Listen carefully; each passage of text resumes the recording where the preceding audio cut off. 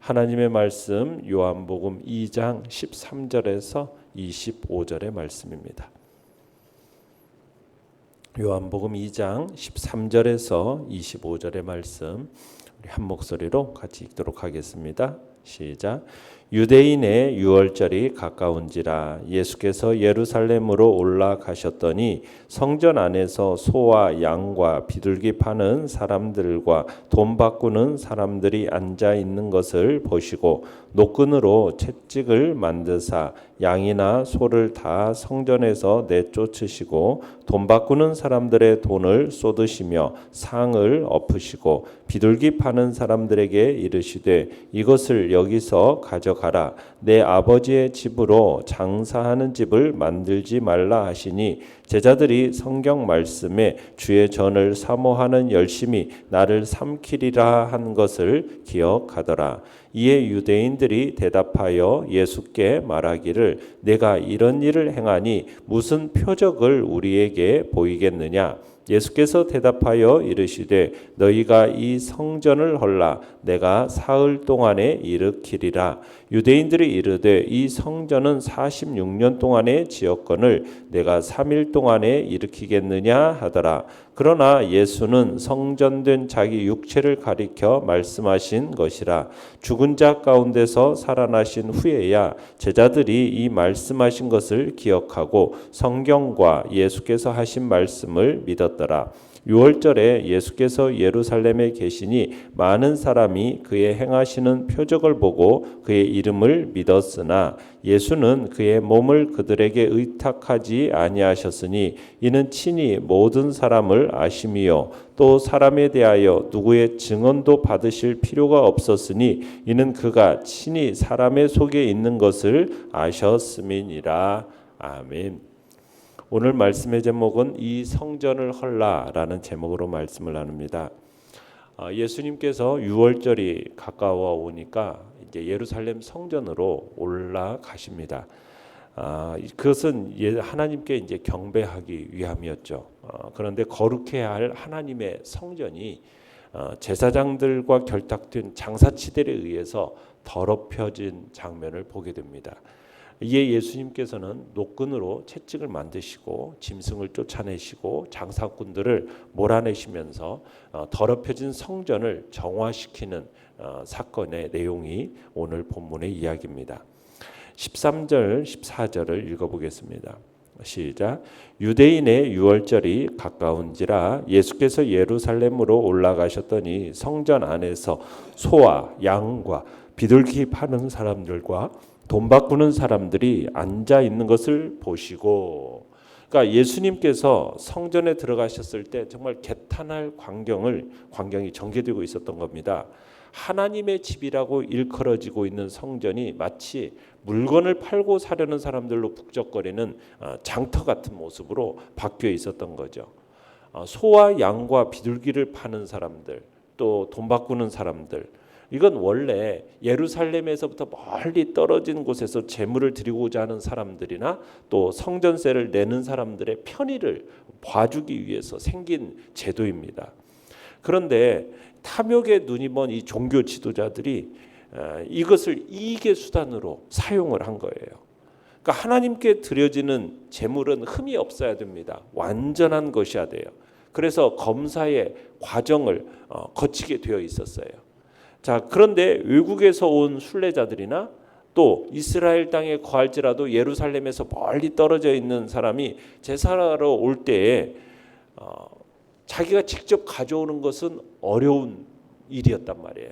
그러니까 검사를 마친 상태 가운데 있는 성전 안에 있는 재물을 살 수밖에 없었죠.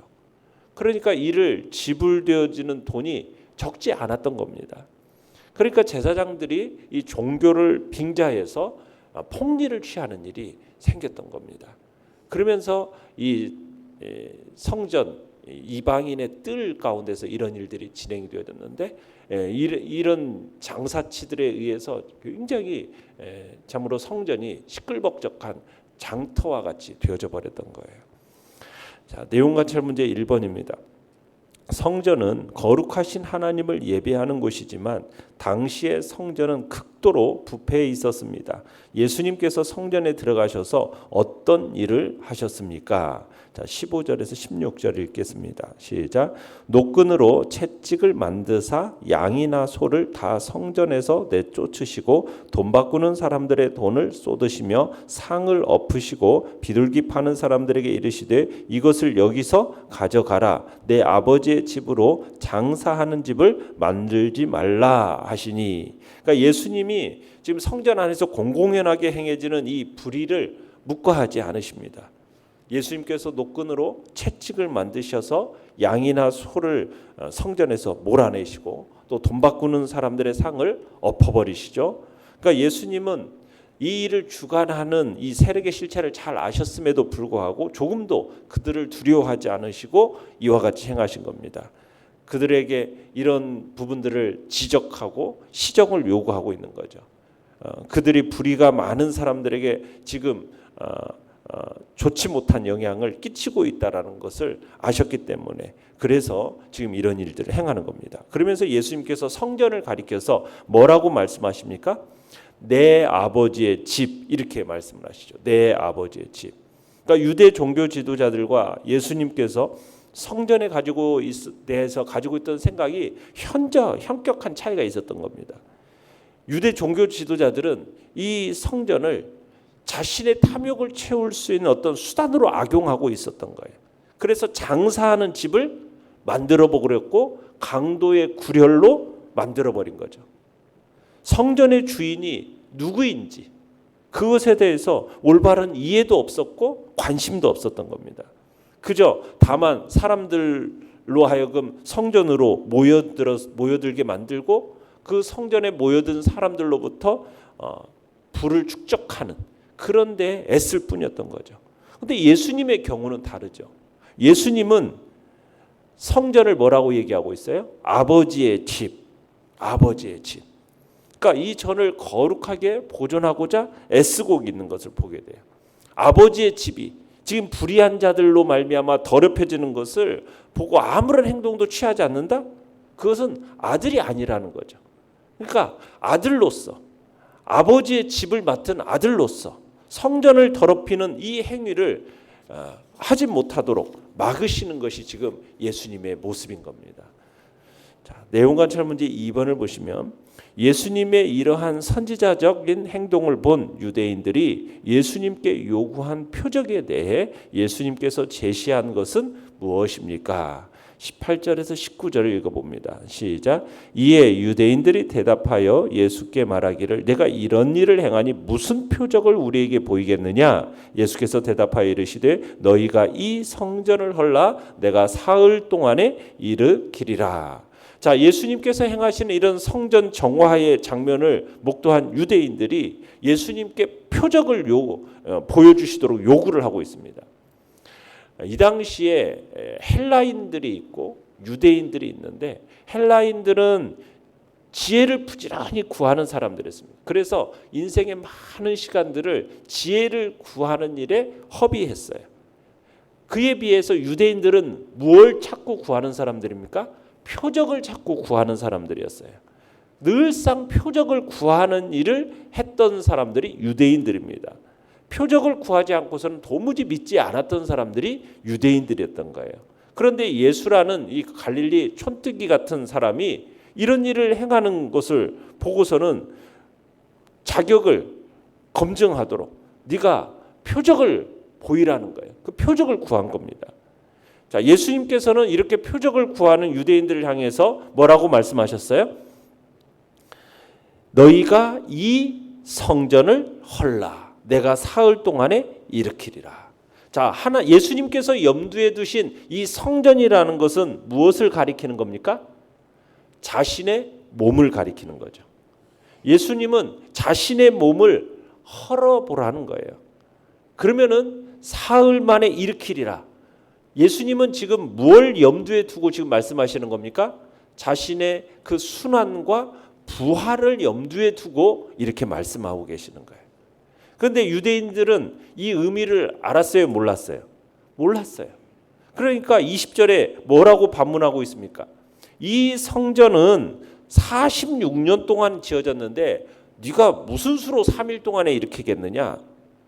지금 유대인들이 말하는 성전은 지금 주전 19년에 착공되어져 가지고 주 46년에 완공이 되는 헤롯 성전을 가리키는 건데, 예수님께서 지금 이렇게 말씀하실 때는 아직 준공되기 20여 년이 앞둔 그런 시점이에요. 그러니까 당시 예수님께 지금 항변하는 사람들은 니까지 것이 어떻게 그런 일을 할 수 있겠느냐라는 조롱과 비난 섞인 말을 지금 하고 있는 겁니다. 46년간 그렇게 많은 사람이 동원되어서 건축했어도 아직 완성되지 못한 상태 가운데 있는 성전을 네가 무슨 수로 사흘 안에 다시 짓겠느냐? 이게 인간적인 판단으로는 불가능한 얘기거든요. 그러니까 그렇게 지금 비난하는 조로 얘기하는 겁니다. 그러니까 이 당시 유대인들에게 있어서는 진리를 들을 귀가 없었던 거죠. 선지자 이사야가 예언한 것처럼 눈이 있어도 보지 못하고 귀가 있어도 듣지 못하는 영적인 소경이고 영적인 귀머거리였기 때문에 이들은 예수님의 말의 의미를 전혀 이해하거나 깨달을 수가 없었던 겁니다. 연구와 묵상 문제 3번입니다. 21절이 의미하는 바를 제자들은 먼 훗날에야 알게 됩니다. 그렇다면 주님은 당시에 왜 그렇게 이해하기 힘든 말로 말씀하셨다고 생각합니까? 자, 21절 22절 읽어봅니다. 시작. 그러나 예수는 성전된 자기 육체를 가리켜 말씀하신 것이라 죽은 자 가운데서 살아나신 후에야 제자들이 이 말씀하신 것을 기억하고 성경과 예수께서 하신 말씀을 믿었더라. 자, 성전을 헌다라는 것은 무엇을 가리킨다고요? 성전된 예수님의 육체의 죽음을 가리키는 거예요. 3일 동안에 일으키겠다라는 것은 3일 만에 부활, 그 부활을 의미하는 겁니다. 그러니까 예수님은 사역 초기부터 뭘 알고 계셨다는 거예요. 자신이 십자가에 죽을 것과 3일 만에 부활할 것을 이미 다 알고 계셨던 겁니다. 그러니까 예수님은 하나님으로부터 자신이 구속사에 완성시킬 임무를 받고 이 세상에 오셨고 이것을 깊이 자각하고 계셨던 겁니다. 그래서 매 순간 이를 위해서 끊임없이 노력하고 계셨음을 우리는 알 수가 있는 거죠. 자, 이 당시에 사람들은 이것을 지각할 만한 이해력이 없었어요. 제자들도 이것을 이해할 만한 이해력이 그 당시에는 없었어요. 누가 깨닫게 해주셔야 돼요? 성령께서 깨닫게 해주실 그 날까지는 이게 이해할 수가 없었고 깨닫지를 못한 거예요. 영에 속한 일이었기 때문에 하나님께서 그 부분을 깨닫게 해주실 그 때가 되어져야 됐던 거죠. 자, 그래서 우리가 하나님의 말씀을 듣는다고 해서 모두 다 우리가 이해하고 깨닫고 그럴 수 있는 것은 아니에요. 그렇다고 해서 내가 이해하지 못하고 깨닫지 못한다고 해서 하나님의 말씀을 내가 듣지 않는다, 그들에게 들려줄 필요가 없다, 이렇게 말하는 것도 잘못된 거죠. 어느 순간 하나님께서 어느 영적인 성장이 있고 또 신앙의 성장의 어떤 계기가 마련이 되면 어느 순간에 그 하나님의 말씀이 자기 마음 가운데 있었던 하나님의 말씀이 살아 움직이면서 그것이 깨달아지고 그것이 그의 심령 가운데 역사하는 일이 생겨지는 거예요. 그래서 부지런히 아직 이해가 되지 않던 그들의 마음이 온전한 깨달음이 없어도 부지런히 하나님의 말씀을 어떻게 해야 되는 겁니까?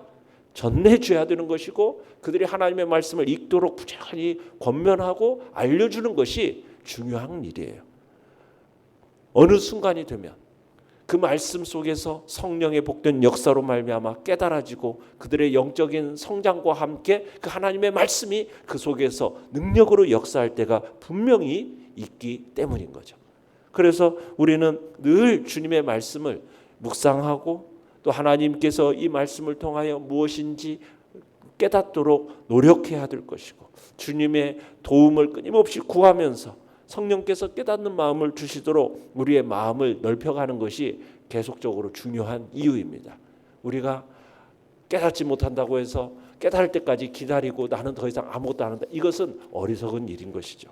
우리가 우리의 자녀들에게도 부지런히 하나님의 말씀을 깨닫지 못한다 할지라도 가르치고 읽게 하고 또 그들에게 진리의 말씀으로 끊임없이 가르쳐야 할 이유가 분명히 그들에게 있는 것입니다. 느낀 점 4번입니다. 성전은 하나님께서 임재하시고 그 백성을 만나주시는 장소였습니다. 이제 예수님의 사역에 의해서 성전은 어떻게 세워지게 됩니까? 자, 돌로 세워지고 사람들에 의해서 운영되어서 결국 부패한 이 예루살렘 성전은 예수님의 십자가 사건에 의해서 이제는 더 이상 존재할 이유가 사라지게 됩니다. 그래서 이제 예루살렘 성전은 하나도 돌 위에 남지 않고 다 무너져 버리게 돼요.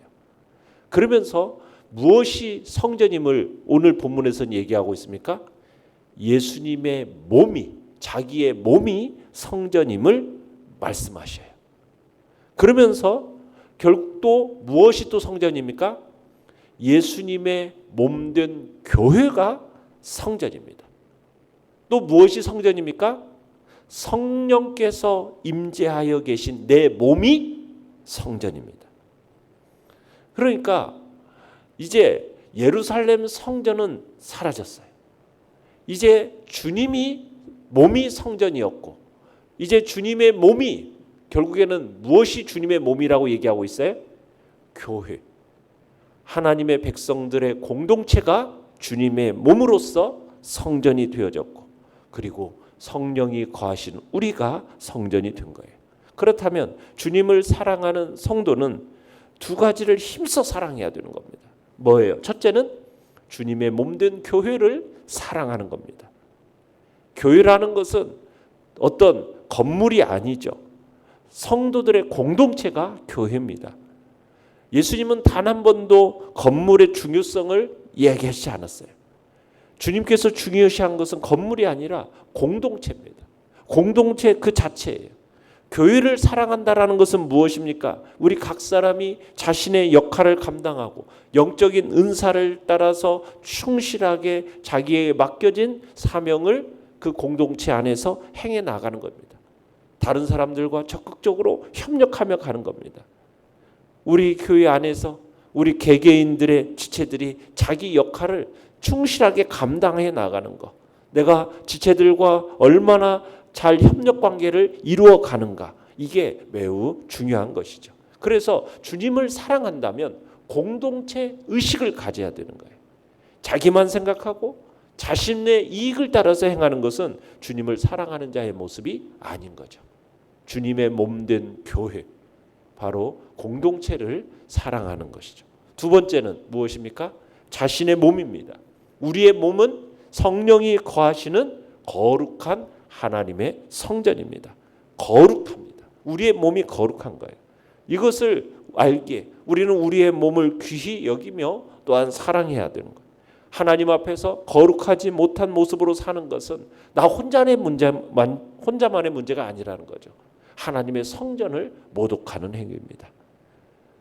우리는 우리 안에서 혹여나 정말 우리의 몸 가운데서 하나님을 거룩하게 하지 못하는 것이 있다면 주님께서 노끈을 만드사 정말 노끈으로 채찍을 만드셔서 쫓아냈던 것처럼 우리 안에 속되고 깨끗하지 못한 일체의 모든 것들은 멀리하고 우리 자신을 더럽히는 일이 없어야 하는 것입니다. 우리의 몸은 주님의 것이고 우리의 몸 안에 성령이 거하심을 깨닫고 그 성령께서 우리의 몸을 통해서 주님께 영광 가운데 사용되어질 수 있도록 우리의 몸을 거룩하게 주님 앞에서 사용해야 할 것입니다.